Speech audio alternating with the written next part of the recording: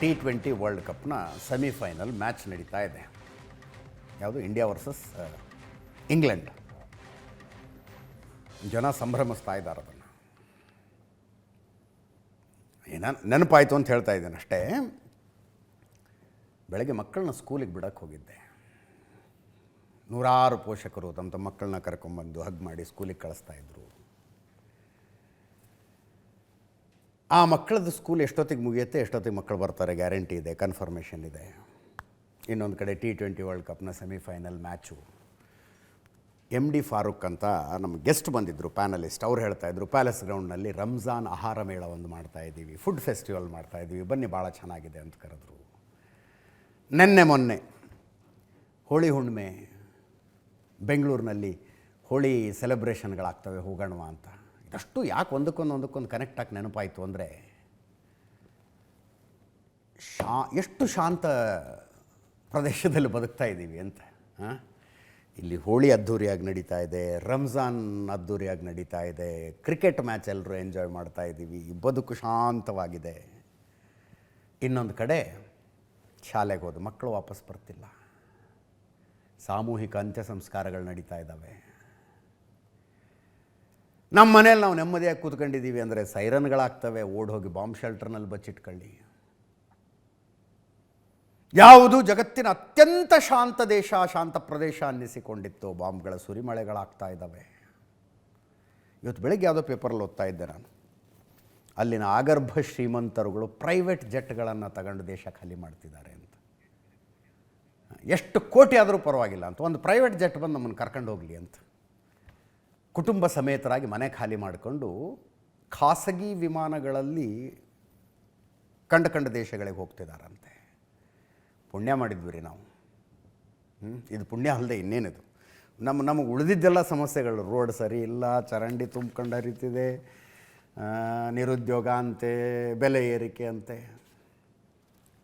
ಮನುಷ್ಯನಿಗೆ ಸೆಕ್ಯೂರಿಟಿ ಅನ್ನೋದು ಅದು ಎಂಥ ಕಂಫರ್ಟ್ ಕೊಡುತ್ತೆ,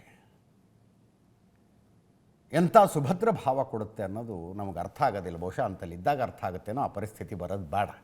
ಬನ್ನಿ ಯುದ್ಧದ ಅಪ್ಡೇಟಿಗೆ ಹೋಗೋಣ. ಈಗ 6ನೇ ದಿನದ ಯುದ್ಧ ದಿನದಿಂದ ದಿನಕ್ಕೆ ಕಡಿಮೆ ಆಗ್ತಾ ಇಲ್ಲ, ಇದು ಜಾಸ್ತಿ ಆಗ್ತಾ ಇದೆ. ಇರಾನ್ ಮೇಲೆ ಇಸ್ರೇಲ್, ಅಮೇರಿಕಾ ಬಾಂಬ್ಗಳ ಸುರಿಮಳೆಯನ್ನು ಮತ್ತಷ್ಟು ಜೋರು ಮಾಡಿದ್ದಾವೆ. 1200 ಜನ ಸತ್ತಿರ್ಬೋದು ಇನ್ನೂ ತನಕ, ಎಲ್ಲ ಒಟ್ಟು ಎಲ್ಲ ಸೇರಿ.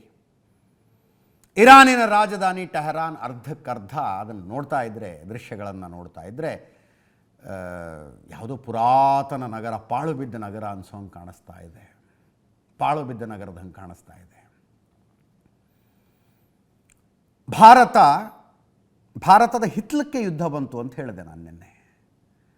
ವಿಶಾಖಪಟ್ಟಣಂನಿಂದ ರೆಗ್ಯುಲರ್ ನೇವಿ ಡ್ರಿಲ್ ಮುಗಿಸ್ಕೊಂಡು ವಾಪಸ್ ಹೋಗ್ತಾ ಇದ್ದ ಇರಾನಿನ ನೌಕೆಯೊಂದನ್ನು ಅಮೇರಿಕದ ಸಬ್ಮೆರಿನ್ ಬಂದು ಹೊಡೆದಾಕ್ತು. ಕನ್ಯಾಕುಮಾರಿ ಏನಿದೆಯಲ್ಲ, ನಮ್ಮ ಭಾರತದ ದಕ್ಷಿಣದ ತುದಿ, ಅಲ್ಲಿಂದ ಬರೀ 320 ಕಿಲೋಮೀಟರ್ ದೂರದಲ್ಲಾಗಿದೆ ಆ ಘಟನೆ. 320 ಕಿಲೋಮೀಟರ್ ದೂರ. ಶ್ರೀಲಂಕಾದ ದಕ್ಷಿಣದ ತುದಿಯಿಂದ 30-40 ಕಿಲೋಮೀಟರ್ ದೂರದಲ್ಲಾಗಿದೆ. 40 ಕಿಲೋಮೀಟರ್ ದೂರದಲ್ಲಿ ಆ ಘಟನೆ ಆಗಿದೆ. ಅದಾದ ಮೇಲೆ IRGC ಅವರು ಹಾರ್ಮುಜ್ ಜಲಸಂಧಿಯಲ್ಲಿ ಅಮೇರಿಕದ ನೌಕೆ ಅಂತ ಕಾಣಿಸಿದ್ರೆ ಸಾಕು, ಅಮೇರಿಕದ ಯುದ್ಧ ನೌಕೆ ಇಲ್ಲ ಅಲ್ಲಿರೋದು ಪೆಟ್ರೋಲಿಯಂ ಟ್ಯಾಂಕರ್ಗಳು, ಪೆಟ್ರೋಲ್ ತುಂಬ್ಕೊಂಡು ಹೋಗುವ ಟ್ಯಾಂಕರ್ಗಳು ಕಂಡಲ್ಲಿ ಹೊಡಿತಾರೆ. 20 ಹೊಡೆದಿದ್ದಾರೆ ಇನ್ನೂ ತನಕ, 20 ಹೊಡೆದಿದ್ದಾರೆ. ಹೊತ್ಕೊಂಡು ಉರಿತಾ ಇದ್ದಾವೆ, ಸಮುದ್ರದ ಮಧ್ಯದಲ್ಲಿ ಹೊತ್ಕೊಂಡು ಉರಿತಾ ಇದ್ದಾವೆ. ಇವತ್ತಿನ ದೃಶ್ಯಗಳನ್ನು ತೋರಿಸ್ತಾ ಹೋಗ್ತೀವಿ.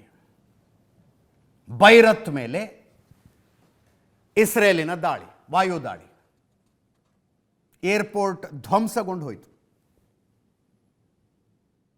ಟೆಹರಾನಿನ ಸರ್ಕಾರಿ ಕಚೇರಿಗಳ ಮೇಲೆ ಅಮೇರಿಕ ಇಸ್ರೇಲ್ ದಾಳಿ. ಅಂದರೆ ಬಂದು ಹೊಡೆದ್ರೆ ಅಮೇರಿಕದವ್ರು ಹೊಡೆದ್ರು, ಇಸ್ರೇಲ್ನವ್ರು ಹೊಡೆದ್ರು, ಒಟ್ಟೊಟ್ಟಿಗೆ ಹೊಡಿತಿದ್ದಾರಪ್ಪ. ಅಮೇರಿಕ ಇಸ್ರೇಲ್ಗಳ ಜಂಟಿ ದಾಳಿ. ಟೆಹರಾನ್ ಆಕಾಶದಿಂದ ನೋಡಿದ್ರೆ ಎಲ್ಲಿಂದ ಹೊಗೆ ಬರ್ತಾ ಇದೆಯೋ, ಎಲ್ಲಿಂದ ಬೆಂಕಿ ಬರ್ತಾ ಇದೆಯೋ ಗೊತ್ತಾಗ್ತಾ ಇಲ್ಲ, ಹಾಗೆ ಕಾಣಿಸುತ್ತೆ ಮೇಲಿನಿಂದ ನೋಡಿದ್ರೆ.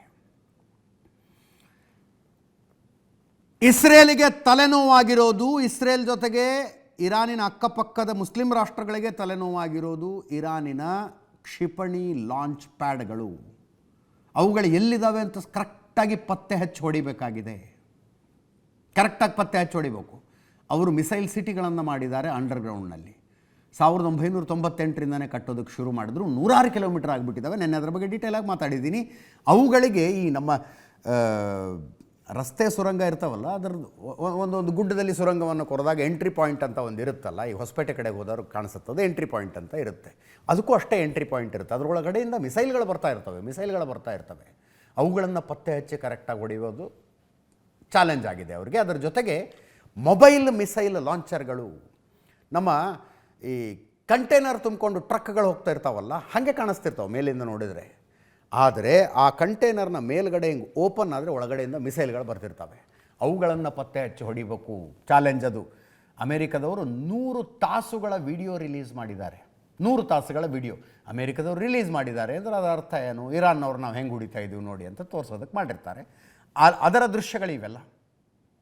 ಇದರಲ್ಲಿ ಎಲ್ಲವೂ ಮಿಸೈಲ್ ಲಾಂಚರ್ಗಳೇ ಇದ್ವಾ ಅಥವಾ ನಾರ್ಮಲ್ ಕಂಟೈನರ್ಗಳಿದ್ವಾ ಯಾವನಿಗೆ ಗೊತ್ತು. ಒಟ್ಟು ಹಿಂಗೆ ಹೊಡೆದಿದ್ದೀವಿ ನೋಡಿ ಅಂತ ವಿಡಿಯೋ ರಿಲೀಸ್ ಮಾಡಿದ್ದಾರೆ. ಶಸ್ತ್ರಾಸ್ತ್ರಗಳನ್ನು ಹೊತ್ಕೊಂಡು ಹೋಗ್ತಾ ಇದ್ದ, ಮಿಸೈಲ್ಗಳನ್ನು ಹೊತ್ಕೊಂಡು ಹೋಗ್ತಾ ಇದ್ದ ಟ್ಯಾಂಕರ್ಗಳನ್ನು, ಕಂಟೈನರ್ಗಳನ್ನು ಹೊಡೆದಿದ್ದೀವಿ ಅಂತ. ಇರಾನಿನ ಸನಂದಜ್ನ ಗೌರ್ಮೆಂಟ್ TV ಸ್ಟೇಷನ್, ಪ್ರಸಾರ ನಿಗಮದ ಕಚೇರಿ ಅಂತ, ಅದನ್ನು ಹೊಡೆದು ಹಾಕಿದ್ರು. ಟೆಹರಾನ್ನಲ್ಲಿ ಸೇನಾ ವಾಹನಗಳನ್ನು ಗುರಿಯಾಗಿಸಿಕೊಂಡು ಇಸ್ರೇಲ್ ದಾಳಿ ಮಾಡಿತು. ನೆನ್ನೆ ರಾತ್ರಿನೂ ಇಸ್ರೇಲ್ನ ದಾಳಿ ಬಹಳ ಜೋರಾಗಿತ್ತು. ಇರಾನ್ ವಾಯು ಪ್ರದೇಶದಲ್ಲಿ ಇಸ್ರೇಲಿನ ಯುದ್ಧ ವಿಮಾನಗಳು ಹೆಂಗೆ ಹಾರಾಡ್ತಾ ಇದ್ದಾವೆ ಅನ್ನೋದಕ್ಕೆ ವಿಡಿಯೋ ರಿಲೀಸ್ ಮಾಡಿದವರು. ನೆನ್ನೆ ಪೆಂಟಗನ್ನಿನ ಪ್ರೆಸ್ ಮೀಟ್ನಲ್ಲೇ ಹೇಳಿಲ್ವಾ, we are flying uncontested in Irani skies ಅಂತ. ಅಂದ್ರೆ ನಾವು ಇರಾನಿನ ಆಕಾಶದಲ್ಲಿ ಹಾರಾಡ್ತಾ ಇದ್ವಿ, ನಮಗೆ ಕೇಳೋರು ಯಾರೂ ಇಲ್ಲ ಅಂತ. ಅನ್ಕಂಟೆಸ್ಟೆಡ್ ಅಂದರೆ ಅದರ ಅರ್ಥ ಯುದ್ಧ ಸಾಮಗ್ರಿಗಳನ್ನು ಇರಾನ್ ಸಂಗ್ರಹಿಸಿ ಇಟ್ಟುಕೊಂಡಿದ್ದ ಕಟ್ಟಡಗಳ ಮೇಲೆ ಇಸ್ರೇಲ್ ದಾಳಿ ಮಾಡಿದೆ. ಬಂದರ್ ಅಬ್ಬಾಸ್ ನೌಕಾನೆಲೆಯ ಮೇಲೆ ವಾಯು ದಾಳಿ. ಬಂದರ್ ಅಬ್ಬಾಸ್ ನೌಕಾನೆಲೆ ಇದೆಯಲ್ಲ, ಇಡೀ ಹಾರ್ಮುಜ್ ಜಲಸಂಧಿಯ 33 ಕಿಲೋಮೀಟರ್ನ ಆ ಬಾಟಲ್ ನೆಕ್ ಏನಿದೆ ಅದನ್ನು ಕಂಟ್ರೋಲ್ ಮಾಡೋದೇ ಇದು. ಅದರ ಮೇಲೆ ಬಂದರ್ ಅಬ್ಬಾಸ್ ನೆಲೆ ಅಂತ ಕರೀತಾರೆ, ಅದರ ಮೇಲೆ ದಾಳಿ ಮಾಡಿದೆ. ನೋಡಿ, ಇಡೀ ಯುದ್ಧದಲ್ಲಿ ಎಲ್ಲಿ ತನಕ ಇರಾನಿಗೆ ಗ್ರಿಪ್ ಇರುತ್ತಂದರೆ, ಎಲ್ಲಿ ತನಕ ಅವರು ಹಾರ್ಮೋಸ್ ಜಲಸಂಧಿಯ ಮೇಲೆ ಹಿಡಿತ ಹೊಂದಿರ್ತಾರೋ ಅಲ್ಲಿ ತನಕ ಗ್ರಿಪ್. ಉಳಿದಿದ್ದ ದೇಶ ಏನಾರೋ ಆಗಲಿ, ಪೆಟ್ರೋಲ್ ಒಂದು ಹೊರಗೆ ಹೋಗ್ದಂಗೆ ನಿಲ್ಲಿಸ್ತೀವಿ ನಾವು ಅಂತ ಎಲ್ಲಿ ತನಕ ಅವ್ರು ಹಠ ಹಿಡ್ಕೊಂಡು ನಿಲ್ತಾರೋ ಅಲ್ಲಿ ತನಕ ಯುದ್ಧ ಇನ್ ಫೇವರ್ ಆಫ್ ಇರಾನೇ. ಅಮೇರಿಕಕ್ಕೆ ಸೇರಿದ ತೈಲ ಟ್ಯಾಂಕರ್ಗಳನ್ನು ಇರಾನ್ನವರು ಹೊಡೆದು ಅವರೊಂದಷ್ಟು ವಿಡಿಯೋ ರಿಲೀಸ್ ಮಾಡಿದ್ದಾರೆ ಹಾರ್ಮುಜ್ ಜಲಸಂಧಿಯಲ್ಲಿ. ಒಂದರ ನಂತರ ಒಂದರಂತೆ ಅಮೇರಿಕನ್ ಫ್ಲ್ಯಾಗ್ ಇರುವ ತೈಲ ಟ್ಯಾಂಕರ್ಗಳನ್ನು ಹೊಡಿತಾ ಇದ್ದಾರೆ ಅವರು. IRGC ಅವರು, ಇಸ್ಲಾಮಿಕ್ ರೆವಲ್ಯೂಷನರಿ ಗಾರ್ಡ್ಸ್ ಕಾರ್ಪ್ಸ್ನವರು, IRGC. ಇನ್ನೊಂದು ಕಡೆ ಇರಾನ್ ಟೆಲ್ ಅವೀವ್ನಲ್ಲಿ, ಇಸ್ರೇಲಿನ ಫೈನಾನ್ಷಿಯಲ್ ಕ್ಯಾಪಿಟಲ್ ಟೆಲ್ ಅವೀವ್ನಲ್ಲಿ ಅವರ ರಕ್ಷಣಾ ಸಚಿವಾಲಯದ ಕಟ್ಟಡವನ್ನು ಹೊಡೆದುರುಳಿಸಿತು. ನೋಡಿ, ಇಲ್ಲಿ ಹೊತ್ಕೊಂಡು ಉರಿತಾ ಇರೋದು ಇಸ್ರೇಲ್ನಲ್ಲಿದು defence ministry office. Just imagine ಆ ಜಾಗದಲ್ಲಿ ನಾವುಗಳಿದ್ರೆ ಹೆಂಗಿರುತ್ತೆ ಪರಿಸ್ಥಿತಿ ಅಂತ. ಈಗ ನಾವುಗಳಂದರೆ ನಾವು ಬಿಡಿ ಪತ್ರಕರ್ತರು, ನಾವು ಚಡಪಡಿಸ್ತೀವಿ, ನಾವು ಯಾಕೆ ಅಲ್ಲಿಲ್ಲ, ಯಾಕೆ ಕವರೇಜ್ ಮಾಡೋಕ್ಕಾಗ್ತಿಲ್ಲ ಅಂತ.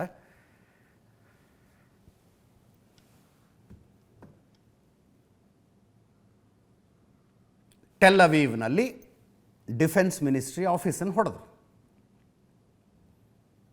ಎಪಿಕ್ ಫ್ಯೂರಿ ಕಾರ್ಯಾಚರಣೆ ಅಂತ ಹೆಸರಿಟ್ಟಿದೆ ಅಮೆರಿಕ ಈ ಕಾರ್ಯಾಚರಣೆಗೆ. ಇಸ್ರೇಲ್ನವರು ರೋರಿಂಗ್ ಲಯನ್ ಅಂತ ಹೆಸರಿಟ್ಟಿದ್ದಾರೆ. 100 ಗಂಟೆಗಳ ವಿಡಿಯೋನ ಪೆಂಟಗನ್ ರಿಲೀಸ್ ಮಾಡ್ತು, ಅಮೆರಿಕ ರಿಲೀಸ್ ಮಾಡ್ತು. ದಾಳಿ ಎಷ್ಟು ಸಕ್ಸಸ್ಫುಲ್ ಆಗಿದೆ ನಮ್ಮದು ಅನ್ನೋದನ್ನು ತೋರಿಸೋದಕ್ಕೆ 100 ಗಂಟೆಗಳ ವಿಡಿಯೋ ರಿಲೀಸ್ ಮಾಡಿರೋದು. ಇನ್ನೊಂದು ಕಡೆ ಇದು ಇರಾನ್ ಮೇಲಿನ ದಾಳಿ ಆಯಿತು, ಲೆಬನಾನ್ ಮೇಲೆ ಇಸ್ರೇಲ್ನ ದಾಳಿ ನಡೀತಾ ಇದೆ. ಹಿಜ್ಬುಲ್ಲಾ ಭಯೋತ್ಪಾದಕ ಸಂಘಟನೆಗಳ ನೆಲೆಗಳನ್ನು ಗುರಿಯಾಗಿಸಿಕೊಂಡು ಇಸ್ರೇಲ್ ದಾಳಿ ಮಾಡ್ತಾ ಇತ್ತು, ಮಿಸೈಲ್ ಹೊಡಿತಾ ಇದ್ರು, ಏರ್ ಸ್ಟ್ರೈಕ್ ಮಾಡ್ತಾ ಇದ್ರು. ಇವತ್ತು ಇಸ್ರೇಲಿ ಮಿಲಿಟರಿ ಲೆಬನಾನ್ ಒಳಗೆ ನುಗ್ಗಿದೆ. ಬೂಟ್ಸ್ ಆನ್ ದ ಗ್ರೌಂಡ್ಸ್ ಅಂತ ಕರಿತೀವಲ್ಲ, ಆ ರೀತಿಯಲ್ಲಿ ಇಸ್ರೇಲಿ ಮಿಲಿಟರಿ ಲೆಬನಾನ್ ಗಡಿಯೊಳಗೆ ನುಗ್ಗಿತು. ಇಸ್ರೇಲಿನ ಉತ್ತರ ತುದಿಯಲ್ಲಿ ಲೆಬನಾನ್ ಬರುತ್ತೆ. ಲೆಬನಾನ್ ಒಳಗಡೆಯಿಂದ ಹಿಜ್ಬುಲ್ಲಾ ಟೆರರಿಸ್ಟ್ಗಳ ರಾಕೆಟ್ ಹಾರಿಸ್ತಾರೆ, ಇವ್ರ ಕಡೆ ಡ್ರೋನ್ ಹಾರಿಸ್ತಾರೆ, ಮಿಸೈಲ್ಸ್ ಹಾರಿಸ್ತಾರೆ. ಶಾಹಿದ್ ಡ್ರೋನ್ ಇದೆ ಅವ್ರ ಹತ್ರ, ಭಯೋತ್ಪಾದಕ ಸಂಘಟನೆ ಆದರೂ ಶಾಹಿದ್ ಡ್ರೋನ್ ಇದೆ. ಕೊಟ್ಟವ್ರು ಯಾರು? ಇರಾನ್ನವರು. ಇದೇ ಖಮೇನಿ ಗೌರ್ಮೆಂಟ್ ಕೊಟ್ಟಿದ್ದು. ಯಾಕೆ ಇರಾನಿನ ಸತ್ಯಾನಾಶ ಮಾಡಿಬಿಡ್ತೀವಿ ಅಂತ ಇಸ್ರೇಲ್ನವ್ರು ಹೊರಟಿದ್ದಾರೆ ಅಂತಂದರೆ, ನೀವು ಹಿಜ್ಬುಲ್ಲಾದವ್ರಿಗೆ ಸಪೋರ್ಟ್ ಮಾಡ್ತೀರಿ, ಹಮಾಸ್ನವ್ರಿಗೆ ಸಪೋರ್ಟ್ ಮಾಡ್ತೀರಿ, ಹೌತಿ ಭಯೋತ್ಪಾದಕರಿಗೆ ಸಪೋರ್ಟ್ ಮಾಡಿ ನಮ್ಮ ಮೇಲೆ ದಾಳಿ ನಡೆಸ್ತಾ ಇದ್ದೀರಿ ಅಂತ. ಅದನ್ನೇನು ಮುಚ್ಚಿಟ್ಕೊತಿರ್ಲಿಲ್ಲ ಖಮೇನಿ ಗೌರ್ಮೆಂಟ್, ಏನು ಮುಚ್ಚಿಟ್ಕೊತಾ ಇರಲಿಲ್ಲ. ಅವ್ರು ಹೇಳ್ತಾ ಇದ್ದದ್ದು ಯಹೂದಿಗಳಿಗೊಂದು ದೇಶ ಇರಬಾರ್ದು ಅಂತ. ನೀವು ಜೂಸ್ ಅಂದರೆ ಯಹೂದಿ ದೇಶ ಒಂದು ಅಸ್ತಿತ್ವದಲ್ಲಿ ಇರಬಾರ್ದು. ಅವರ ಸ್ಪಷ್ಟ ಇತ್ತು, ಗುರಿ ಸ್ಪಷ್ಟ ಇತ್ತು. ಲೆಬನಾನ್ ಗಡಿಯೊಳಗೆ ಇಸ್ರೇಲಿ ಸೇನೆ ನುಗ್ಗಿದ್ದಿತು.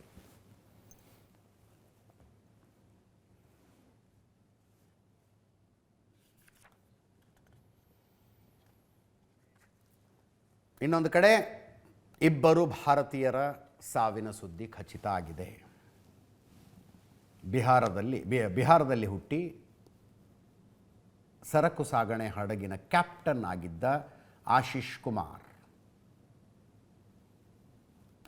ಕುಮಾರ್, ಇನ್ನೊಬ್ಬರು ರಾಜಸ್ಥಾನದವರು ದಿಲೀಪ್ ಸಿಂಗ್, ರಾಜಸ್ಥಾನದವರು. ಒಂದು ಹಡಗಿನಲ್ಲಿ ಕೆಲಸ ಮಾಡ್ತಾ ಇದ್ರು ಇವರು. ಅದರಲ್ಲಿ 16 ಜನ ಭಾರತೀಯರಿದ್ದರು, 4 ಜನ ಬಾಂಗ್ಲಾದೇಶಿಯರಿದ್ದರು, ಯುಕ್ರೇನ್ ಪ್ರಜೆಯೊಬ್ಬ ಕೆಲಸ ಮಾಡ್ತಾ ಇದ್ರು. ಆ ಹಡಗಿನ ಮೇಲೆ ನಡೆದ ದಾಳಿಯಲ್ಲಿ, IRGC ಅವರು ನಡೆಸಿದ ದಾಳಿಯಲ್ಲಿ ಇವರಿಬ್ಬರು ತೀರ್ಕೊಂಡಿದ್ದಾರೆ. ಉಳಿದವರನ್ನು ರಕ್ಷಣೆ ಮಾಡಲಾಗಿದೆ. ಇದು ಆ್ಯಕ್ಚುಯಲ್ ಫುಟೇಜ್.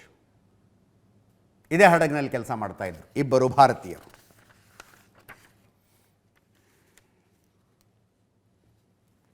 ಮಾರ್ಚ್ 1ನೇ ತಾರೀಕು ನಡೆದಿದ್ದು. ಒಮನ್ನಿಂದ ಹೊರಟಿತ್ತಂತೆ ಸ್ಕೈಲೈಟ್ ಟ್ಯಾಂಕರ್. ಇದರ ಮೇಲೆ ನಡೆಸಿದ ದಾಳಿಯಲ್ಲಿ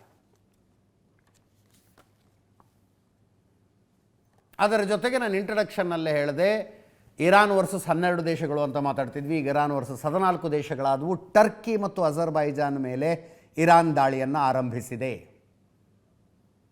ಟರ್ಕಿ ಮತ್ತು ಅಜರ್ಬೈಜಾನ್. ಟರ್ಕಿ ಮೇಲೆ ಯಾಕೆ? ನ್ಯಾಟೋ ದೇಶ, ಅಮೇರಿಕದ ಮಿತ್ರ ದೇಶ, ನ್ಯಾಟೋದ ಸೈನಿಕ ನೆಲೆಗಳಲ್ಲಿದ್ದಾವೆ. ನೋಡಿ, ನ್ಯಾಟೋ ಅನ್ನೋದನ್ನು ಸಪ್ರೇಟ್ ಮಾಡಿ ಇರಾನ್ ನೋಡೋ ಅವಶ್ಯಕತೆ ಇರಲಿಲ್ಲ ರೀ. ಸ್ಪೇನ್ ನ್ಯಾಟೋದ ಸದಸ್ಯ ರಾಷ್ಟ್ರ. ಸ್ಪೇನ್ ಖಂಡತುಂಡವಾಗಿ ವಿರೋಧಿಸ್ತಾ ಇದೆ ಈ ಯುದ್ಧವನ್ನು. ಬ್ರಿಟನ್ ಅಮೇರಿಕದ ಬೆಂಬಲಕ್ಕೆ ನಿಲ್ಲೋದಿಲ್ಲ ಅಂತ ಸ್ಪಷ್ಟವಾಗಿ ಹೇಳಿದೆ. ಈ ಯುದ್ಧದ ಮಧ್ಯದಲ್ಲಿ ಡೊನಾಲ್ಡ್ ಟ್ರಂಪ್ ಸ್ಪೇನ್ ಜೊತೆ ಗುದ್ದಾಡ್ತಾ ಇದ್ದಾರೆ. ಇರಾನ್ ಮೇಲಿನ ದಾಳಿಗೆ ನೀವು ಸಹಾಯ ಮಾಡದೇ ಹೋದರೆ ನಿಮ್ಮ ಜೊತೆ ಯಾವುದೇ ವ್ಯಾಪಾರ ಮಾಡೋದಿಲ್ಲ ಅಂತಂದರು.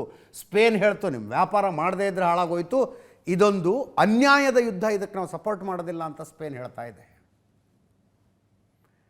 ನಮ್ಮ ದೇಶದಲ್ಲಿರುವ ನ್ಯಾಟೋ ಸೈನಿಕ ನೆಲೆಗಳನ್ನು ಇರಾನಿನ ಮೇಲಿನ ದಾಳಿಗೆ ನಾವು ಕೊಡೋದಿಲ್ಲ ಅಂತ ಸ್ಪೇನ್ ಹೇಳ್ತು.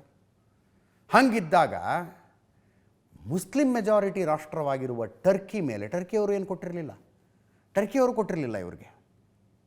ಇರಾನ್ ಮೇಲಿನ ದಾಳಿಗೆ ಅಮೇರಿಕಕ್ಕೆ ತಮ್ಮ ಸೈನಿಕ ನೆಲೆಗಳನ್ನು ಟರ್ಕಿಯವರು ಕೊಟ್ಟಿಲ್ಲ. ಟರ್ಕಿ ಮೇಲೆ ಅಟ್ಯಾಕ್. ಇದು ಯಾಕೆ ಅನ್ನೋದು ಅರ್ಥ ಆಗ್ತಿಲ್ಲ. ಬಹುಶಃ ಒಂದು ಹೆಡ್ಲೆಸ್ ಕಂಟ್ರಿ ಆಗಿಬಿಟ್ಟಿದೆ ಇರಾನು. ಯಾರು ತಮಗೆ ಏನು ಬೇಕೋ ಆ ನಿರ್ಧಾರ ತಗೊಳ್ತಿರ್ಬೇಕು ಅಂತ ಅನಿಸುತ್ತೆ. ಹೊಡೆದ ಮೇಲೆ ಟರ್ಕಿ ಹೇಳ್ತು ಇರಾನ್ನ ಮಿಸೈಲ್ಗಳು ನಮ್ಮ ಮೇಲೆ ಬಿದ್ದು ಅಂತ. ಇಲ್ಲ, ನಾವು ಹೊಡೆದಿಲ್ಲ ಅಂತಾರೆ ಇರಾನ್ನವರು. ಟರ್ಕಿಯವರು ಪ್ರೂಫ್ ಕೊಡ್ತಾ ಇದ್ದಾರೆ. ಅಜರ್ಬೈಜಾನ್ ಏರ್ಪೋರ್ಟ್ ಮೇಲೆ ಇರಾನಿನ ಡ್ರೋನ್ ದಾಳಿ. ನಮ್ಮ ಸ್ಕ್ರೀನಿನ ಬಲಭಾಗದಲ್ಲಿ ನೋಡ್ತಾ ಇದ್ದೀರಿ ನೋಡಿ, ಅಜರ್ಬೈಜಾನ್ ಒನ್ಸ್ ಅಗೇನ್ ಒಂದು ಮುಸ್ಲಿಂ ರಾಷ್ಟ್ರ. 97% ಮುಸ್ಲಿಮ್ಸ್ ಇದ್ದಾರಲ್ಲಿ, ಮೆಜಾರಿಟಿ ಶಿಯಾಗಳು. ಆದರೆ ನೀವು ಅಲ್ಲಿ ಹೋದ್ರೆ ಮುಸ್ಲಿಂ ರಾಷ್ಟ್ರ ಅನ್ಸೋದಿಲ್ಲ. ಇದು ಯುರೋಪ್ ಮತ್ತು ಭಾರತದ ಮಧ್ಯದ ರಾಷ್ಟ್ರ. ಆ ಕಡೆ ಯುರೋಪು ಇದ್ದಂಗಿದೆ, ಈ ಕಡೆ ಭಾರತ ಇದ್ದಂಗೂ ಇದೆ. ವೆರಿ ಬ್ಯೂಟಿಫುಲ್ ಕಂಟ್ರಿ, ತುಂಬ ಸುಂದರವಾದಂಥ ದೇಶ. ಅವ್ರು ನ್ಯಾಟೋದಲ್ಲಿಲ್ಲ, ಅದು ಅರಬ್ ರಾಷ್ಟ್ರವೂ ಅಲ್ಲ. More than 90% ಮುಸ್ಲಿಮರಿದ್ದರು. ಅಲ್ಲಿ ಪ್ರಾಕ್ಟೀಸಿಂಗ್ ಮುಸ್ಲಿಮ್ಸ್ ಸಂಖ್ಯೆ ಬಹಳ ಕಡಿಮೆ, ಬಹಳ ಕಡಿಮೆ. ಅಜರ್ಬೈಜಾನ್ನಲ್ಲಿ ಅಲ್ಲಿನ ಅನುಭವಗಳನ್ನು ಹೇಳಿದ್ರೆ ನೀವು ಭಾಳ ಜನ ನಂಬಕ್ಕಾಗೋದಿಲ್ಲ. ಹಾಗಿದೆ ಆ ದೇಶ. ಅಪ್ರಾಕ್ಸಿಮೇಟ್ಲಿ 4 to 6% ಮುಸ್ಲಿಮ್ಸ್ ಮಾತ್ರ ಪ್ರಾಕ್ಟೀಸಿಂಗ್ ಮುಸ್ಲಿಮ್ಸ್ ಅಲ್ಲಿ. ಉಳಿದವ್ರು ತಾವಾಯಿತು, ತಮ್ಮ ಜೀವನ ಆಯಿತು, ಜಮ್ಮಂತ ಓಡಾಡ್ಕೊಂಡು ಖುಷಿಯಾಗಿದ್ದಾರೆ. 4 to 6% ಮಾತ್ರ ಅಲ್ಲಿ ಪ್ರಾಕ್ಟೀಸಿಂಗ್ ಮುಸ್ಲಿಮ್ಸ್. ಅಲ್ಲಿ ಹೋದರೆ ನಿಮಗೆ ಯು ವಿಲ್ ನೆವರ್ ಫೀಲ್. ಒಂದು ಸಿಟ್ಟು ಅಜರ್ಬೈಜಾನ್ ಮೇಲೆ ಇರಾನಿಗೆ ಏನು ಅಂತಂದರೆ, ಇಸ್ರೇಲಿನ ಮೊಸಾದ್ ಏಜೆನ್ಸಿಗೆ ಒಂದು ಜಾಗ ಕೊಡ್ತಾರೆ ಇವರು ಅಂತ. ಅಂದರೆ ಮೊಸಾದು ಅಜರ್ಬೈಜಾನ್ನಲ್ಲಿ ಕೂತ್ಕೊಂಡು ಎಲ್ಲ ಇರಾನಿನ ವಿರುದ್ಧದ ಕಾರ್ಯಾಚರಣೆಗಳನ್ನು ಪ್ಲ್ಯಾನ್ ಮಾಡುತ್ತೆ ಅಂತ. ಅಜರ್ಬೈಜಾನ್ ಅದನ್ನು ನಿರಾಕರಿಸ್ತಾನೆ ಬಂದಿದೆ. ನಿಮ್ಮದು ಏನಾರು ಇರಲಿ, ನಾವು ಶಾಂತವಾಗಿ ನೆಮ್ಮದಿಯಾಗಿದ್ದೀವಿ, ನಿಮ್ಮ ಜೊತೆಗೂ ಇಲ್ಲ ಅವ್ರ ಜೊತೆಗೂ ಇಲ್ಲ ಅಂತ ಎಷ್ಟು ಸಲ ಅಜರ್ಬೈಜಾನ್ ಹೇಳಿದ್ರು ಇರಾನ್ ನಂಬೋದಕ್ಕೆ ತಯಾರಿಲ್ಲ. ಇವತ್ತು ಅವ್ರು ಏರ್ಪೋರ್ಟ್ನ ಹೊಡೆದು ಬಿಟ್ಟಿದ್ದಾರೆ ನೋಡಿ. ಅಜರ್ಬೈಜಾನ್, ತಜಕಿಸ್ತಾನ್ ಇವೆಲ್ಲ ಈ ಕಟ್ಟರ್ ಇಸ್ಲಾಮಿಗೆ ಒಳಗಾಗದೇ ಇರುವ ದೇಶಗಳು ತಮ್ಮ ಪಾಡಿಗೆ ತಾವು ನೆಮ್ಮದಿಯಾಗಿ ಶಾಂತವಾಗಿ, ಸುಭಿಕ್ಷ ಅಂತ ಹೇಳೋದಿಲ್ಲ, ಶಾಂತವಾಗಿದ್ದಾವೆ ದೇಶಗಳು. ಇರಾನ್ ಅವುಗಳನ್ನು ಕೂಡ ಯುದ್ಧಕ್ಕೆ ಆಹ್ವಾನ ಮಾಡ್ದಂಗೆ ಅವ್ರುಗಳ ಏರ್ಪೋರ್ಟ್ಗಳಿಗೆ ಹೊಡೆದೆ, ಸೈನಿಕ ನೆಲೆಗಳಿಗೆ ಹೊಡೆದೆ ಅಂತ ಮಾಡ್ಕೊಂಡು ಕೂತ್ಕೊಂಡಿದೆ. ಒಂದು ಕಡೆ ಪುರುಸೊತ್ತು ಕೊಡದಂತೆ ಇರಾನನ್ನು ಕುಟ್ಟಿ ಪುಡಿ ಮಾಡ್ತಾ ಇರುವ ಇಸ್ರೇಲ್ ಮತ್ತು ಅಮೇರಿಕಾಗಳು, ಅದೇ ರೀತಿ ಇರಾನ್ ಕೂಡ ಕ್ಷಿಪಣಿ ಮತ್ತು ಡ್ರೋನ್ಗಳನ್ನು ಬಳಸಿ ಇಸ್ರೇಲ್ ಮತ್ತು ಸುತ್ತಲಿನ ದೇಶಗಳ ಮೇಲೆ ದಾಳಿ ನಡೆಸ್ತಾ ಇದೆ. ಇದರ ಮಧ್ಯದಲ್ಲಿ ದೂರದಲ್ಲಿರುವ ಅಮೇರಿಕ ಕ್ಯಾಲಿಫೋರ್ನಿಯಾದಲ್ಲಿ ಮಿನಿಟ್ ಮ್ಯಾನ್ 3 ಕ್ಷಿಪಣಿಯನ್ನು ಮತ್ತೊಮ್ಮೆ ಪರೀಕ್ಷೆಗೆ ಒಳಪಡಿಸ್ತು. Minute man 3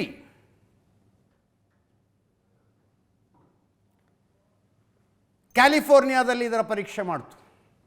inter continental ballistic missile ಇದು. ಅಮೇರಿಕದ ಮೋಸ್ಟ್ ಪವರ್ಫುಲ್, ಪ್ರಪಂಚದಲ್ಲೇ ಅತ್ಯಂತ ಶಕ್ತಿಶಾಲಿ ಕ್ಷಿಪಣಿ. ಈ ಕ್ಷಿಪಣಿಯನ್ನು ಬಳಸಿಕೊಂಡು ಅಮೇರಿಕ ಪ್ರಪಂಚದ ಯಾವ ದೇಶವನ್ನಾದರೂ ತಲುಪಬಲ್ಲದು. ಇರಾನ್ಗೆ ಅಮೇರಿಕದ ಮೇಲೆ ದಾಳಿ ಮಾಡುವ ಮಿಲಿಟರಿ ಸಾಮರ್ಥ್ಯ ಇಲ್ಲ.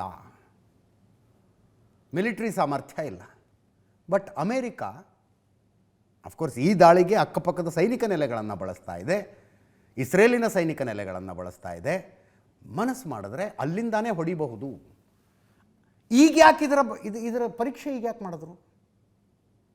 ಇದೊಂದು ಇಂಟರ್ ಕಾಂಟಿನೆಂಟಲ್ ಬ್ಯಾಲಿಸ್ಟಿಕ್ ಮಿಸೈಲು, ಅಣ್ವಸ್ತ್ರ ಸಿಡಿತಲೆಗಳು, ನ್ಯೂಕ್ಲಿಯರ್ ವಾರ್ ಹೆಡ್ಗಳನ್ನು ತೆಗೆದುಕೊಂಡು ಹೋಗಬಲ್ಲಂಥ ಕ್ಷಿಪಣಿ ಇದು. ಒಂದೇ ಸಲಕ್ಕೆ 3 ವಾರ್ ಹೆಡ್ ತಗೊಂಡು ಹೋಗುತ್ತಂತೆ.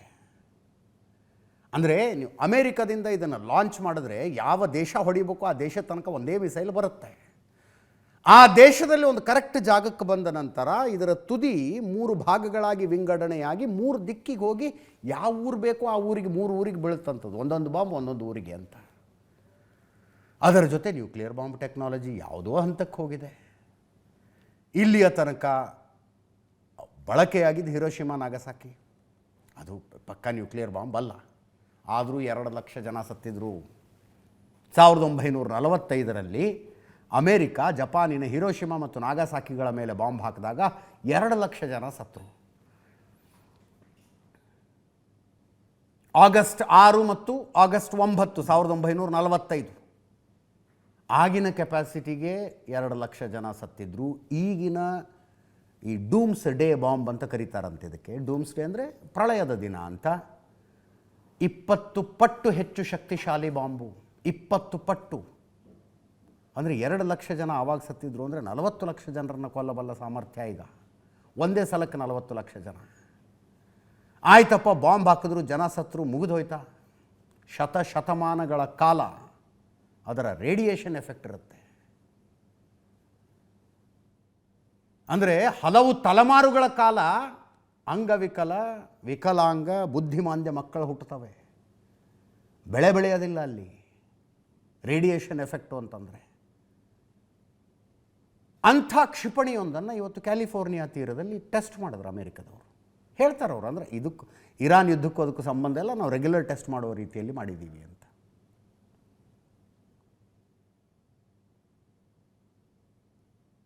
ಮಿನಿಟ್ಮ್ಯಾನ್ 3 ಇಂಟರ್ಕಾಂಟಿನೆಂಟಲ್ ಬ್ಯಾಲಿಸ್ಟಿಕ್ ಕ್ಷಿಪಣಿ.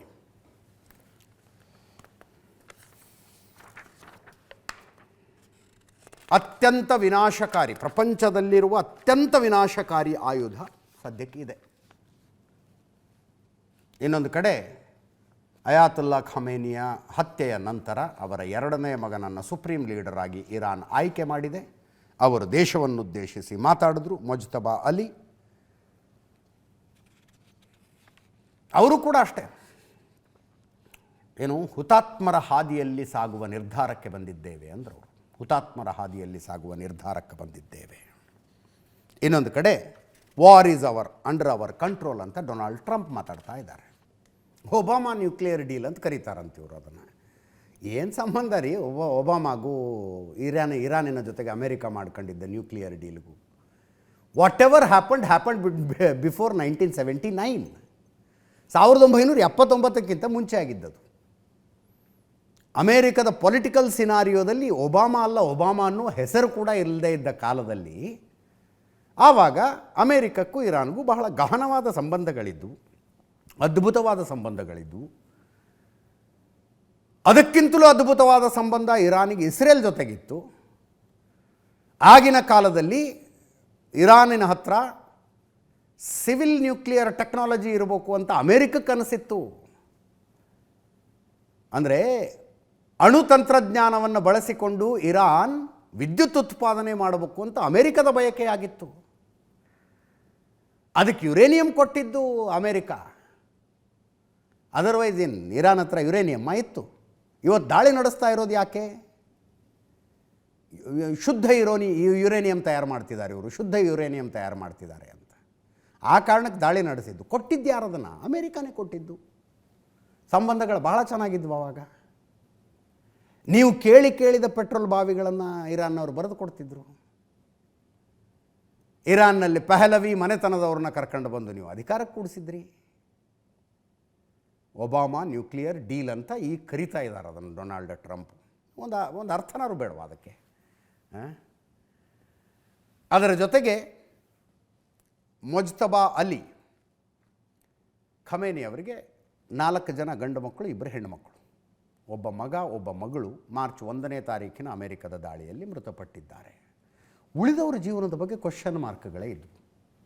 ಎಲ್ಲಿದ್ದಾರೆ, ಏನು ಮಾಡ್ತಿದ್ದಾರೆ, ಹೆಂಗಿದ್ದಾರೆ ಅನ್ನೋದು ಕೂಡ ಗೊತ್ತಿರಲಿಲ್ಲ. ಈ ಮುಜ್ತಬಾ ಅಲಿ ಫೋಟೋ ಸಹಿತ 12 ವರ್ಷಗಳಿಂದ ಇರಾನಿನ ಜನ ಯಾರೂ ನೋಡಿರಲಿಲ್ಲ. 12 ವರ್ಷದಿಂದ ನೋಡೇ ಇರಲಿಲ್ಲ. ಹೆಂಗಿದ್ದಾರೆ ಅನ್ನೋದು ಕೂಡ ಗೊತ್ತಿರಲಿಲ್ಲ. ಈಗ ಆಯ್ಕೆಯಾದ ನಂತರ I think first statement it is, ಮೊದಲನೆಯ ಹೇಳಿಕೆ ಬಂದಿರೋದು ಮುಜ್ತಬಾ ಅಲಿದು. ತಂದೆಯಂತೆ ಭಾಷಣಕಾರ ಅಲ್ಲ, is not good communicator like Khamenei ಅಂತ ಅನಿಸುತ್ತೆ. ಅಯಾತುಲ್ಲಾ ಅಲಿ ಖಮೇನಿ ಅಷ್ಟು ಒಳ್ಳೆಯ ಕಮ್ಯುನಿಕೇಟರ್ ಅಲ್ಲ ಅಂತ ಅನಿಸುತ್ತೆ. ಆದರೆ ಏನು ಪ್ರಾಣಾರ್ಪಣೆಯ ಮಾತುಗಳನ್ನೇ ಆಡ್ತಾ ಇದ್ದಾರೆ. ಗೌರವ, ಸ್ವಾತಂತ್ರ್ಯ ಮತ್ತು ಘನತೆಗಾಗಿ ಕೆಲಸ ಮಾಡಲು ಪ್ರತಿಜ್ಞೆ ಮಾಡುತ್ತಿದ್ದೇವೆ, ಹುತಾತ್ಮರ ಮಾರ್ಗವನ್ನು ಅನುಸರಿಸುವ ಪ್ರತಿಜ್ಞೆ ಮಾಡುತ್ತಿದ್ದೇವೆ ಅಂತ ಅಂದರು. ಈ ಮಧ್ಯದಲ್ಲಿ ಚೈನಾದವರು ಬರ್ತಾ ಇದ್ದಾರೆ. ನೀವು ಹ್ಞೂ ಅಂದರೆ ನಾವು ಮೀಡಿಯೇಷನ್ ಮಾಡ್ತೀವಿ ಅಂತ, ಮಧ್ಯಸ್ಥಿಕೆ ವಹಿಸಿ ಮಾತುಕತೆ ಮಾಡೋದಕ್ಕೆ ನಾವು ತಯಾರು. ಚೀನಾ ಆಫರ್ ಮಾಡ್ತಾ ಇದೆ. ಮಾತುಕತೆಗೆ ಮಧ್ಯಸ್ಥಿಕೆ ವಹಿಸುವಂಥವರು ನ್ಯೂಟ್ರಲ್ ಆಗಿರಬೇಕು ಅನ್ನೋದು ಬೇರ್ ಮಿನಿಮಮ್ ರಿಕ್ವೈರ್ಮೆಂಟ್. ಬೇರ್ ಮಿನಿಮಮ್ ಅದು ಕನಿಷ್ಠ ರಿಕ್ವೈರ್ಮೆಂಟ್ ಏನಪ್ಪ? ಅವರು ನ್ಯೂಟ್ರಲ್ ಆಗಿರ್ಬೇಕು, ಇವ್ರ ಕಡೆನೂ ಇರಬಾರ್ದು, ಅವ್ರ ಕಡೆನೂ ಇರಬಾರ್ದು ಅಂತ.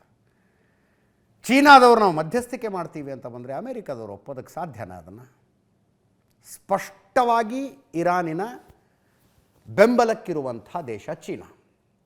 ಹಾರ್ಮುಜ್ ಜಲಸಂಧಿಯನ್ನು ಬಂದ್ ಮಾಡಿರುವಂಥ, ಅದರ ಕುತ್ತಿಗೆ ಹಿಸುಕಿ ಇಟ್ಟಿರುವಂಥ ಇರಾನ್ IRGC ಚೀನಾಕ್ಕೆ ಹೋಗುವ ಟ್ಯಾಂಕರ್ಗಳನ್ನು ಬಿಡ್ತೀವಿ ಅಂತಾರೆ. ಚೀನಾಕ್ಕೆ ಹೋಗುವ ಟ್ಯಾಂಕರ್ಗಳನ್ನು ಬಿಡ್ತೀವಿ, ಉಳಿದವರೆಲ್ಲ ಇಲ್ಲೇ ನಿಂತ್ಕೋಬೇಕು ಅಂತ. 700 ಹಡಗುಗಳು ಸಿಕ್ಕಾಕೊಂಡಿದ್ದಾವಲ್ಲಿ. 700 ಹಡಗುಗಳು ಸಿಕ್ಕಾಕೊಂಡಿದ್ದಾವೆ. ಅಲ್ಲಿ ಸಿಲುಕಿಕೊಂಡಿರುವ ಭಾರತೀಯರ ಸಂಖ್ಯೆ ಭಾರತದವರಿಗೆ ಆತಂಕ ಹುಟ್ಟಿಸೋ ಹಂಗಿದೆ. ಒಂದು ಅಂದಾಜಿನ ಪ್ರಕಾರ 23,000 ಭಾರತೀಯರಲ್ಲಿದ್ದಾರೆ. ಆ 700 ಹಡಗುಗಳಲ್ಲಿ ಕೆಲಸ ಮಾಡ್ತಾ ಇದ್ದವರು ಅಕ್ಕಪಕ್ಕದ ಆಯಿಲ್ ಫೀಲ್ಡ್ನಲ್ಲಿ ಕೆಲಸ ಮಾಡ್ತಾ ಇದ್ದವರು 23,000 ಭಾರತೀಯರು ಸಿಕ್ಕಾಕ್ಕೊಂಡಿದ್ದಾರೆ ಹಾರ್ಮುಜ್ ಜಲಸಂಧಿಯಲ್ಲಿ. ಭಾರತದ ಹಡಗುಗಳು 7 ಆಯಿಲ್ ಟ್ಯಾಂಕರ್ಗಳು ಭಾರತದ್ದು ಸಿಕ್ಕಾಕ್ಕೊಂಡಿದ್ದಾವೆ. ಅವುಗಳಲ್ಲಿ 1024 ಜನ ಭಾರತೀಯರಿದ್ದಾರೆ. ಸಾರಿ, 7 ಅಲ್ಲ, 30 ಟ್ಯಾಂಕರ್ಗಳು ಸಿಕ್ಕಾಕ್ಕೊಂಡಿದ್ದಾವೆ ಭಾರತದ್ದು. ಅಂದರೆ ಭಾರತದ ಉದ್ಯಮಿಗಳ 10,000 ಕೋಟಿ ರೂಪಾಯಿ ಮೌಲ್ಯದ ಹಡಗುಗಳಲ್ಲಿ ಸಿಕ್ಕಾಕ್ಕೊಂಡಿದ್ದಾವೆ. 10,000 ಕೋಟಿ ಮೌಲ್ಯದ್ದು. ಆ ಹಡಗುಗಳಲ್ಲಿ ಕೆಲಸ ಮಾಡ್ತಾ ಇದ್ದವರು 1,024 ಭಾರತೀಯರು. ಸಿಕ್ಕಿಕೊಂಡಿರುವ ಎಲ್ಲ 700 ಹಡಗುಗಳು, ಅವುಗಳಲ್ಲಿ ಪ್ರಮುಖವಾಗಿರದೆ ಆಯಿಲ್ ಟ್ಯಾಂಕರ್ಗಳು. ಆ ಆಯಿಲ್ ಟ್ಯಾಂಕರ್ಗಳಲ್ಲಿ ಮತ್ತು ಅಕ್ಕಪಕ್ಕದ ಆಯಿಲ್ ಫೀಲ್ಡ್ಗಳಲ್ಲಿ ಕೆಲಸ ಮಾಡ್ತಾ ಇದ್ದವ್ರನ್ನ ಸೇರಿಸಿದ್ರೆ 23,000 ಭಾರತೀಯರಲ್ಲಿ ಸಿಲುಕಿಕೊಂಡಿದ್ದಾರೆ. ಆ ವಿಷಯ ಯಾಕೆ ಬಂತು ಅಂದರೆ, ಇದೆ ಹಾರ್ಮುಜ್ ಜಲಸಂಧಿ 33 ಕಿಲೋಮೀಟರ್ನ ವ್ಯಾಪ್ತಿ ಇದೆಯಲ್ಲ, ಆ ವ್ಯಾಪ್ತಿಯ ಮೂಲಕವೇ ಎಲ್ಲ ಹಡಗುಗಳು ಹೊರಗೆ ಬರಬೇಕು. ಆಯಿಲ್ ಲೋಡ್ ಮಾಡ್ಕೊಂಡು ಹೊರಗೆ ಬರೋದು ಅಲ್ಲಿಂದ ಹೊರಗೆ ಬಂದರೆ ದೊಡ್ಡ ಅರಬ್ಬಿ ಸಮುದ್ರ, ಪಾಕಿಸ್ತಾನ, ಭಾರತದ ತೀರಗಳನ್ನು ದಾಟ್ಕೊಂಡು ಬೇರೆ ಬೇರೆ ಕಡೆ ಹೋಗ್ಬೇಕು. ಅಲ್ಲಿ ಚೀನಾದ ಹಡಗುಗಳು, ಚೀನಾಕ್ಕೆ ಹೋಗುವ ಹಡಗುಗಳನ್ನು ಬಿಡ್ತೀವಿ, ರಷ್ಯಾಕ್ಕೆ ಹೋಗುವ ಹಡಗುಗಳನ್ನು ಬಿಡ್ತೀವಿ ಅಂತ ಇರಾನ್ ಹೇಳುತ್ತೆ. ಸಂಜೆ NDTV ಇನ್ನೊಂದು ಸುದ್ದಿ ನೋಡ್ತಾ ಇದ್ದೆ ನಾನು. ಅದು ಭಾರತಕ್ಕೆ ಸ್ವಲ್ಪ ಆಶಾದಾಯಕ ಸುದ್ದಿಯಾಗಿತ್ತು. ಅವ್ರು ಹೇಳಿದ್ದು ಅಮೇರಿಕಾ ಮತ್ತು ಯುರೋಪಿಯನ್ ಯೂನಿಯನ್ಗೆ ಹೋಗುವ ಟ್ಯಾಂಕರ್ಗಳನ್ನು ಬಿಟ್ಟು ಉಳಿದ ಎಲ್ಲ ಟ್ಯಾಂಕರ್ಗಳು ಹೊರಗೆ ಹೋಗಬಹುದು ಅಂತ ಹೇಳಿದಾರಂತೆ. ಹಂಗೆ ಒಂದು ವೇಳೆ ಆದರೆ ಭಾರತಕ್ಕೆ ಸಫಿಷಿಯೆಂಟ್ ಆಯಿಲ್ ಬರುತ್ತೆ ಅಂತ ಅರ್ಥ. ಮಧ್ಯಸ್ಥಿಕೆ ವಹಿಸ್ತೀವಿ ಅಂತ 3 ದೇಶಗಳು ಒಪ್ಪಿದ್ರೆ ನಾವು ಮಧ್ಯಸ್ಥಿಕೆ ವಹಿಸೋದಕ್ಕೆ ತಯಾರು ಅಂತ ಚೀನಾದವ್ರು ಹೇಳ್ತಾ ಇದ್ದಾರೆ. ಯಾವ್ಯಾವ 3 ದೇಶಗಳು? ಇರಾನ್ ಒಪ್ಪಬೇಕು, ಇಸ್ರೇಲ್ ಒಪ್ಪಬೇಕು, ಅಮೇರಿಕಾ ಒಪ್ಪಬೇಕು ಅಂತ. ಅಮೇರಿಕಾ ಒಪ್ಪುತ್ತೆ, ಬಂದುಬಿಡಿ. ಚೀನಾದ ಮಧ್ಯಸ್ಥಿಕೆ ಅನ್ನೋದಾದರೆ ಇರಾನ್ನವರು ಕುಣಿದಾಡ್ಕೊಂಡು ಬರ್ತಾರೆ. ಅಮೇರಿಕಾ ಇದನ್ನು ಒಪ್ಪೋದಕ್ಕೆ ಸಾಧ್ಯ ಇಲ್ಲ.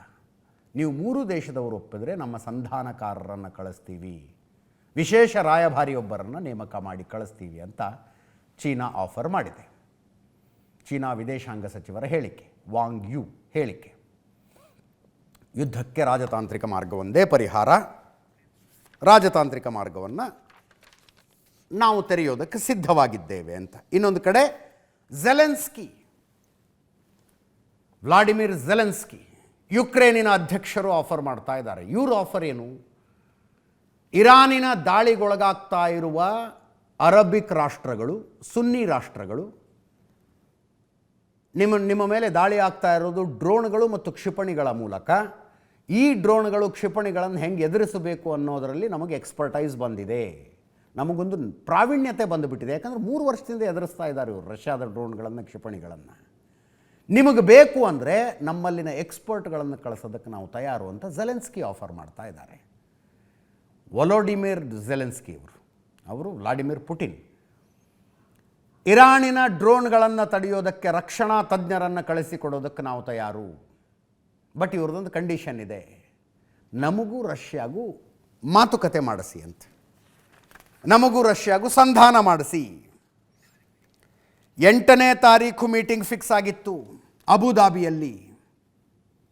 ಮಾರ್ಚ್ 8 ರಷ್ಯಾದ ಪ್ರತಿನಿಧಿಗಳು ಯುಕ್ರೇನಿನ ಪ್ರತಿನಿಧಿಗಳ ಮಧ್ಯದಲ್ಲಿ ಅಬುದಾಬಿಯಲ್ಲಿ ಮಾತುಕತೆ ಆಗದಂತಿತ್ತು. ಆ ಮಾತುಕತೆ ಆಗಬೇಕು, ಶಾಂತಿ ಸ್ಥಾಪನೆ ಆಗಬೇಕು ರಷ್ಯಾ ಯುಕ್ರೇನ್ ಮಧ್ಯದಲ್ಲಿ. ಅದಕ್ಕೆ ಅವಕಾಶ ಮಾಡಿಕೊಡುವುದಾದರೆ ಇರಾನಿನ ಡ್ರೋನ್ಗಳನ್ನು ಎದುರಿಸುವ ಎಕ್ಸ್ಪರ್ಟ್ಗಳನ್ನು ಕಳಿಸೋದಕ್ಕೆ ನಾವು ತಯಾರು ಅಂತ ಝೆಲೆನ್ಸ್ಕಿ ಹೇಳ್ತಾ ಇದ್ದಾರೆ, ಯುಕ್ರೇನಿನ ಅಧ್ಯಕ್ಷರು. ಇದೆಲ್ಲದರ ಮಧ್ಯದಲ್ಲಿ ಇರುವ ಪ್ರಶ್ನೆ, ಭಾರತಕ್ಕೆ ಏನಾಗುತ್ತೆ ಅಂತ. ನಾವು ನೇರವಾಗಿ ನಮಗೂ ಈ ಯುದ್ಧಕ್ಕೂ ಸಂಬಂಧ ಇಲ್ಲ. ನಮಗಿರುವ ಕನ್ಸರ್ನು ಎನರ್ಜಿ ಬ್ಯಾಲೆನ್ಸ್ ಏನಾಗುತ್ತೆ, ಅದು ಅರ್ಥಾತ್ ಪೆಟ್ರೋಲಿಯಂ. ನಮಗಿರೋದಷ್ಟೇ. ಜಗತ್ತಿನ ಒಟ್ಟು ತೈಲ ರಿಕ್ವೈರ್ಮೆಂಟಿನ 22% ಇಲ್ಲಿಂದಾನೇ ಬರುತ್ತೆ. 22%. ಸೌದಿ ಅರೇಬಿಯಾ ಎಷ್ಟು ಆಯಿಲ್ ಪ್ರೊಡ್ಯೂಸ್ ಮಾಡುತ್ತೋ ಅದರ 80 to 90% ಅವ್ರು ಹೊರಗೆ ಕಳಿಸೋದೇ ಈ ಮಾರ್ಗದ ಮೂಲಕ, ಬೇರೆ ದಾರಿ ಇಲ್ಲ ಅವ್ರಿಗೆ. ಭಾರತಕ್ಕೆ ಬರುವ ಆಯಿಲ್ನ ಹತ್ತತ್ರ 50 ಅರ್ಧಕ್ಕರ್ಧ ಆಯಿಲ್ ಇಲ್ಲಿಂದ ಬರೋದು. IRGC ಅವರು ಇದರ ಕುತ್ತಿಗೆ ಹೆಚ್ಚಿಕೊಂಡು ಕೂತ್ಕೊಂಡಾಗ ಸಹಜವಾಗಿ ಭಾರತಕ್ಕೆ ಬರುವ ಆಯಿಲ್ ಕಡಿಮೆ ಆಗುತ್ತೆ. ಭಾರತ ಮತ್ತೆ ಹೇಳ್ತಾ ಇದೆ, ತಲೆ ಕೆಡಿಸ್ಕೋಬೇಡಿ, 74 ದಿವಸಗಳ ಸ್ಟಾಕ್ ಇದೆ ನಮ್ಮ ಹತ್ರ, 74 ದಿವಸಗಳ ಸ್ಟಾಕ್ ಇದೆ ಅಂತ. 74 ದಿವಸಗಳಲ್ಲಿ ಯುದ್ಧ ಮುಗಿಬಹುದಾ?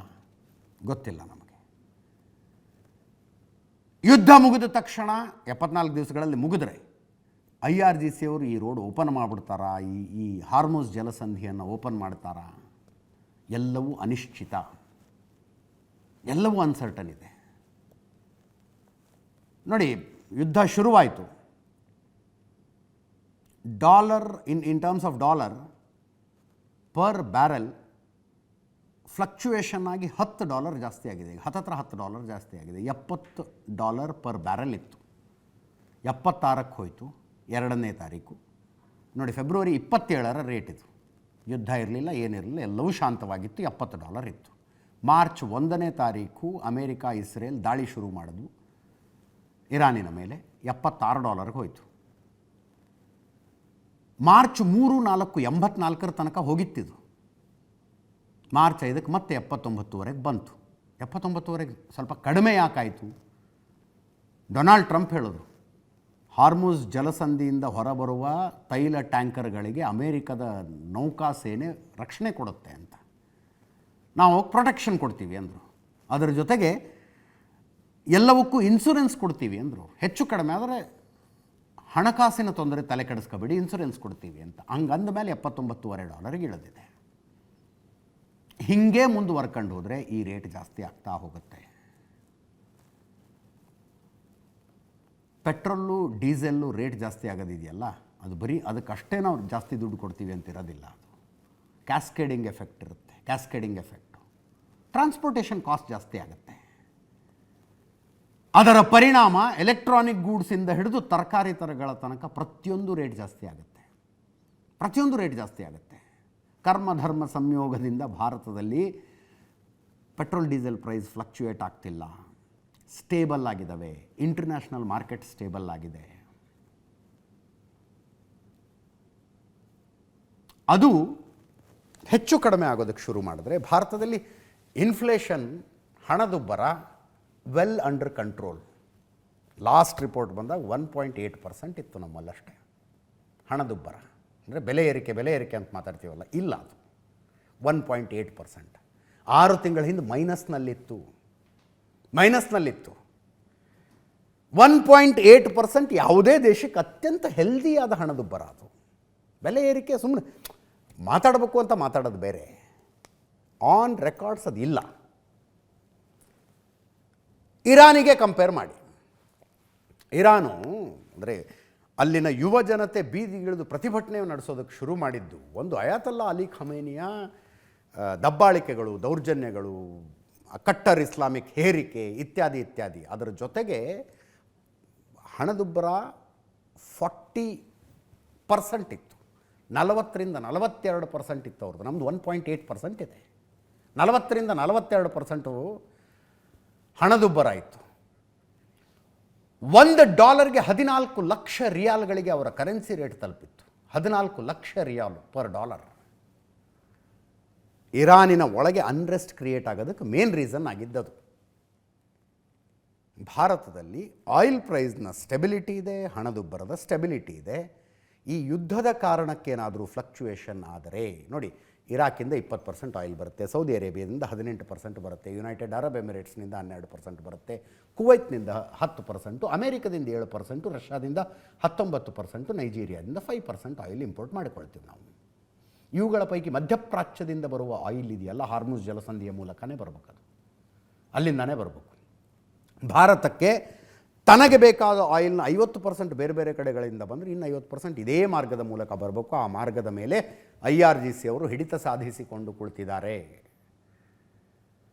ಈ ಮಧ್ಯದಲ್ಲಿ ನಮಗೆ ಆಲ್ಟರ್ನೇಟಿವ್ ಆಪ್ಷನ್ ಏನು? ರಷ್ಯಾ ಯುಕ್ರೇನ್ ಯುದ್ಧ ಶುರುವಾದಾಗಿನಿಂದ ರಷ್ಯಾದ ಆಯಿಲ್ನ ಯಾರೂ ಖರೀದಿ ಮಾಡಬಾರ್ದು ಅಂತ ಅಮೇರಿಕ ದಿಗ್ಬಂಧನ ಹೇರ್ತು. ಭಾರತ ನಮಗೆ ಕಡಿಮೆ ರೇಟ್ನಲ್ಲಿ ಸಿಗತ್ತಪ್ಪ, ನಾವು ತಗೊಳ್ಳೋರೆ ಅಂತ ನಾವಂದ್ವಿ. ತುಂಬ ಕಡಿಮೆ ರೇಟ್ನಲ್ಲಿ ವ್ಲಾಡಿಮಿರ್ ಪುಟಿನ್ ಭಾರತಕ್ಕೆ ಆಯಿಲ್ ಕೊಡ್ತಾ ಇದ್ದರು. ಅದಾದ ನಂತರ ಡೊನಾಲ್ಡ್ ಟ್ರಂಪು ರಷ್ಯಾದ ಆಯಿಲ್ ಖರೀದಿಯನ್ನು ಭಾರತ ಕಡಿಮೆ ಮಾಡಲೇಬೇಕು ಅಂತ ಒತ್ತಡ ಹಾಕಿದ್ರು.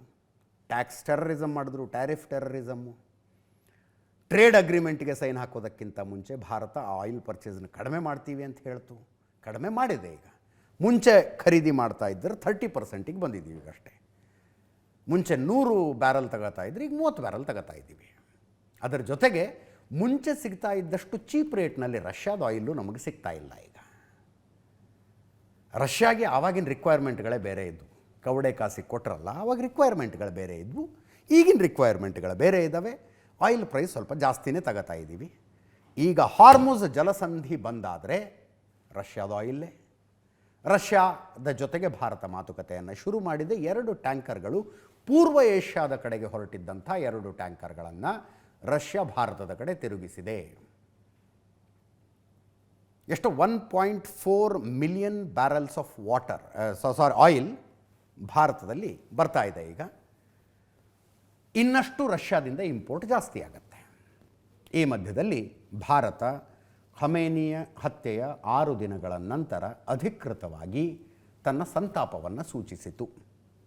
ವಿಕ್ರಮ್ ಮಿಸ್ರಿ, ನಮ್ಮ ವಿದೇಶಾಂಗ ಕಾರ್ಯದರ್ಶಿಯವರು ದೆಹಲಿಯಲ್ಲಿ ಇರಾನ್ ರಾಯಭಾರ ಕಚೇರಿಗೆ ಹೋದರು. ಅಲ್ಲಿ ಶ್ರದ್ಧಾಂಜಲಿ ಪುಸ್ತಕದಲ್ಲಿ ಭಾರತದ ಸಂದೇಶವನ್ನು ಬರೆದರು. ಎಕ್ಸಾಕ್ಟಾಗಿ ಏನು ಬರೆದಿದ್ದಾರೆ ವಿ ಡೋಂಟ್ ನೋ ಇಟ್. ಭಾರತದ ಸಂದೇಶ ಇದು.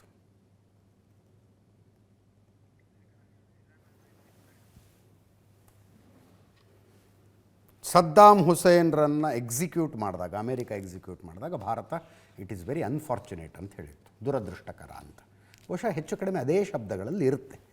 ಈ ಸಂತಾಪ ಕೂಡ ಅದೇ ಶಬ್ದಗಳಲ್ಲಿರುತ್ತೆ. ಭಾರತದ ಇರಾನ್ ರಾಯಭಾರಿ ಮಾತಾಡಿದ್ದಾರೆ, ಕೇಳಿಸ್ಕೊಳ್ಳಿ ಒಮ್ಮೆ. ಮೊಹಮ್ಮದ್ ಫತಾಲಿ ಅಂತ, ಕೇಳಿಸ್ಕೊಳ್ಳಿ. We don't want war, but we are ready for war. And you know that we entered in the negotiation table. In spite of, we believe and we know and we aware about their intention. But you know that they set the time. But before that, attack. And we are subjected the military, criminal military aggression. And we announce that we respond. We strong respond. This is our stand. Unfortunately, the region. ಇನ್ನೊಂದು ಕಡೆ Finland ಅಧ್ಯಕ್ಷರು ಭಾರತದಲ್ಲಿದ್ದಾರೆ, Alexander stub. Bharat ಫಿನ್ಲ್ಯಾಂಡ್ನ ದ್ವಿಪಕ್ಷೀಯ ಮಾತುಕತೆಗಳು ನಡೀತಾ ಇದ್ದಾವೆ. ಪ್ರಧಾನಿ ನರೇಂದ್ರ ಮೋದಿಯವರು Alexander stub ಅವ್ರನ್ನ ಭೇಟಿಯಾದರು. ದ್ವಿಪಕ್ಷೀಯ ಮಾತುಕತೆಗಳ ನಂತರ ಜಂಟಿ ಹೇಳಿಕೆ ಬಿಡುಗಡೆ ಮಾಡುವಾಗ ಶಾಂತಿ ಸಂದೇಶವನ್ನು ಭಾರತ ಇನ್ನೊಮ್ಮೆ ಕೊಡ್ತು. ಪ್ರಧಾನಿ ನರೇಂದ್ರ ಮೋದಿಯವರು ಮಾತಾಡಿದ್ದಾರೆ, ಕೇಳಿಸ್ಕೊಳ್ಳಿ. भारत और फिनलैंड दोनों रूल ऑफ लॉ, डायलॉग और डिप्लोमेसी में विश्वास रखते हैं. हम एकमत है कि केवल मिलिट्री कॉन्फ्लिक्ट से किसी भी मुद्दे का समाधान नहीं निकल सकता. यूक्रेन हो या पश्चिमी एशिया, हम संघर्ष की शीघ्र समाप्ति और शांति के हर प्रयास का समर्थन करते रहेंगे. हम इस बात पर भी सहमत हैं कि बढ़ते हुए ग्लोबल चैलेंजेस के समाधान के लिए ग्लोबल इंस्टीट्यूशंस का रिफॉर्म आवश्यक ही नहीं, अर्जेंट भी है.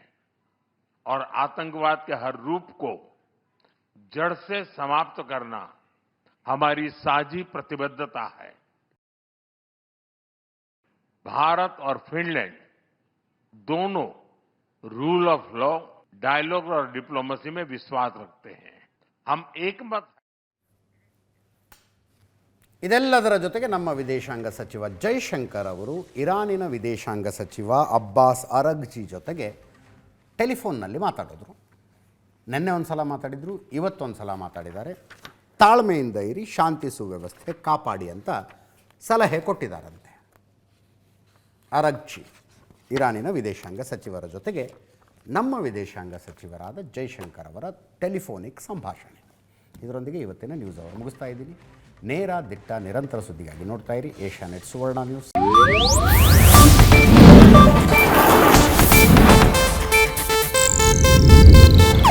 ಇದು ಏಷ್ಯಾನೆಟ್ ನ್ಯೂಸ್ ನೆಟ್ವರ್ಕ್ ಪ್ರಸ್ತುತಿ.